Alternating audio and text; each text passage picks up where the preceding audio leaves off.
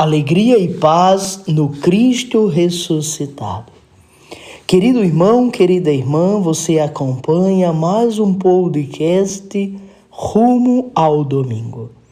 Este programa que tem como objetivo lhe ajudar a melhor viver a liturgia dominical, a partir da meditação da Palavra de Deus.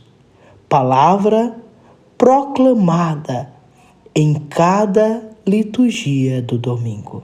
Nesta semana, aqui no Brasil, celebramos a solenidade de São Pedro e São Paulo, conhecidos como as colunas da Igreja. E aqui no Brasil, esta solenidade, que tem a sua data no dia 29 de junho, é sempre transferida para o domingo seguinte. Por isso, neste domingo, celebramos a grande solenidade dos apóstolos São Pedro e São Paulo.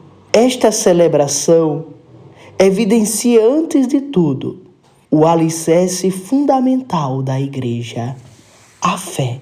E a liturgia dominical é um chamado, um convite a fazermos uma experiência de fé com Jesus ressuscitado. Por isso, celebrar hoje a festa destes dois grandes santos, Pedro e Paulo, é um convite para experimentarmos, por meio da fé, a beleza, a riqueza, a maravilha da liturgia dominical. A liturgia do domingo é sempre uma vivência. E esta vivência traz para nós um ensinamento. Por isso, veja como é bela e rica a coleta, a oração de coleta deste domingo, que assim diz: ó Deus, que hoje nos concedeis a alegria de festejar São Pedro e São Paulo. Concedei à vossa igreja, ou seja, a todos nós, seguir em tudo os ensinamentos destes apóstolos, que nos deram as primícias da fé. Portanto, que a liturgia deste domingo nos ajude a conhecer e seguir os ensinamentos vividos por estes santos.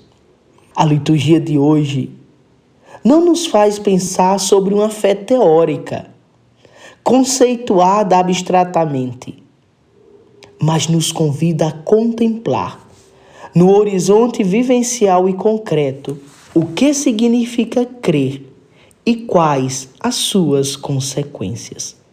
Pedro e Paulo não são dois fundadores de uma religião ou dois mitos que viveram do passado, mas pessoas concretas que se tornaram testemunhas de Jesus Cristo, que deixaram rastros, provas com a própria vida de como crer, como nos ensina a primeira leitura.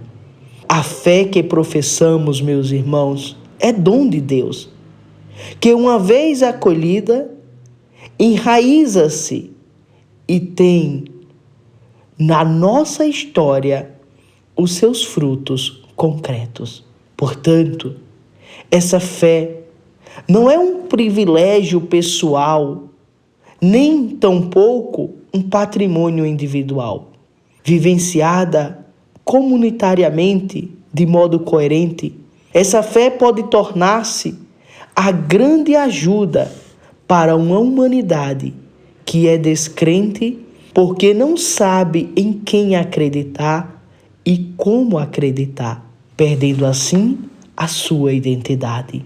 O que nós vivenciamos nos dias atuais, na cultura odierna, no testemunho de quem crê, encontra-se uma razão para viver, e na esperança de quem crê, um motivo suficiente para não ter medo de morrer, como bem nos ensina a segunda leitura. Veja que paralelo interessante. A fé nos traz as razões para crer e, inclusive, um motivo suficiente para morrer. De outro lado, vivemos em uma cultura onde a fé vai sendo deixada de lado. Vivemos em uma cultura onde cada vez mais vai se excluindo a fé da vida. E também é verdade que vai se perdendo as razões de viver. Na medida em que se vai tirando a fé da vida, se tira também, ou melhor, se perde a razão de viver. A experiência, meus irmãos, de Pedro e Paulo, essa experiência de fé é naturalmente de toda a igreja e tem como fundamento o encontro com a pessoa de Jesus e se edifica no seu seguimento. Esse encontro, porém, não é fruto de uma iniciativa humana, diz a palavra de Deus. Feliz és tu, Simão, filho de Jonas, porque não foi nem sangue, nem carne que te revelaram isso. Portanto, é um dom. Pois não é o ser humano que busca Deus, mas em primeiro lugar, é Ele mesmo que vem ao encontro da sua criatura, por excelência, quando a chama à existência e à plenitude da vida. O Evangelho de hoje nos apresenta um momento imprescindível no caminho do seguimento de Jesus. Isto é, a decisão de conhecê-lo mais profundamente. E esse é o motivo da gente estar sempre presente e atento na missa dominical. Porque em cada liturgia nós temos a oportunidade de conhecer mais e melhor a pessoa de Jesus Cristo. E este conhecimento se dá a partir do encontro com a pessoa dele.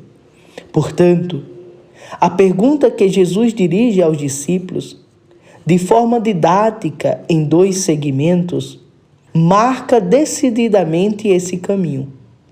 Fica claro que não basta apenas dizer o que os outros afirmam. Quem dizem os homens ser o Filho do Homem? Mas é preciso também dizer o que, a partir da convivência com Ele, conhecemos sobre a pessoa de nosso Senhor. A resposta deve ser sempre pessoal, o que não significa intimismo ou espiritualismo individualista, pois ninguém conhece Jesus se não é capaz de acolher o testemunho da experiência dos outros, que também fizeram um encontro com Ele na comunidade, a igreja querida e edificada pelo próprio Senhor.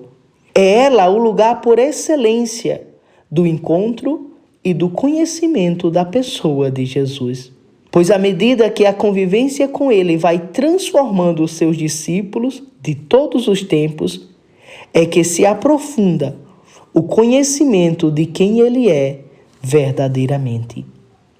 Em Mateus, a pergunta de Jesus é: quem dizem os homens ser o Filho do Homem? É significativamente diferente de Marcos e Lucas, que assim diz: quem dizem os homens que eu sou? A resposta de Mateus é bastante coerente. Dizem que é João Batista, outro que é Elias, outros ainda que é Jeremias ou algum dos profetas. Portanto, a pergunta e a resposta não se referem diretamente a Jesus, mas àquele personagem enigmático já anunciado no Antigo Testamento, cuja vinda se aguardava, ou seja, o Filho do Homem, como apresenta o livro de Daniel. A resposta dos discípulos é muito coerente com a expectativa do povo. Fazendo uma retrospectiva cronológica, começam por João Batista, o profeta mais recente, aquele que assumiu características escatológicas na mesma linha do profeta Elias, que era o profeta aguardado como precursor do Messias, chegando até Jeremias, o profeta sofredor do tempo do exílio, que anunciava a nova aliança firmada no coração. Por fim, não se sabe ao certo, mas se pensava que era um dos profetas. Até então, tudo muito lógico, segundo as especulações teológicas do tempo e da tradição. Agora Jesus lança o grande desafio da fé. Como é belo! E isso ele pergunta a mim e a você, agora neste momento. Preste bastante atenção no Evangelho, quando for proclamado na missa. E Jesus diz: e vós, quem dizeis que eu sou? A resposta de Simão Pedro, que dá voz ao grupo: tu és o Messias, o Filho do Deus vivo, contém duas afirmações paradoxais. A primeira, em continuidade com as expectativas do Antigo Testamento e tradição judaica, isto é, a espera do Messias. Mas a segunda, totalmente dissonante, incoerente e escandalosa. O Messias ser filho de Deus e, portanto, Deus. Aqui está a diferença basilar entre o cristianismo e todas as outras religiões, sobretudo o judaísmo. Não é tanto afirmar que Jesus é um profeta, um Messias, mas é crer que ele é o Filho de Deus. Isso extrapola todas as concepções e expectativas religiosas. Só a fé torna-se rocha para suportar este terremoto, essas mudanças fundamentais do crer, com consequências para o ser. Portanto, meus irmãos, Jesus declara que a fé unifica numa mesma pessoa o seu ser e o seu crer. Tu és Pedro, e sobre esta pedra edificarei a minha igreja. Destarte, a fé não é algo que temos, mas algo que nos faz ser. Mais que uma eficácia formativa, é uma força performativa. E, portanto, como filhos do Eterno, somos destinados à eternidade, porquanto tudo aquilo que se liga na terra se liga no céu, e tudo que se desliga na terra se desliga no céu. Feliz é aquele que, sustentado na rocha da fé, se transforma em corpo de Cristo, que é a igreja, o rochedo da nossa salvação. Peçamos a intercessão de São Pedro e São Paulo, que ele nos ajude a caminharmos firmes com fé, nos ajude a caminharmos em comunhão com o Santo Padre, o Papa, nos ajude a estarmos unidos à Igreja, corpo místico de Cristo. E como propósito para este domingo, eu lhe convido a parar um momento, nem que seja 5 minutos, e responder esta pergunta fundamental de Jesus: e vós, quem dizeis que eu sou? Glória ao Pai, e ao Filho e ao Espírito Santo, como era no princípio, agora e sempre. Amém.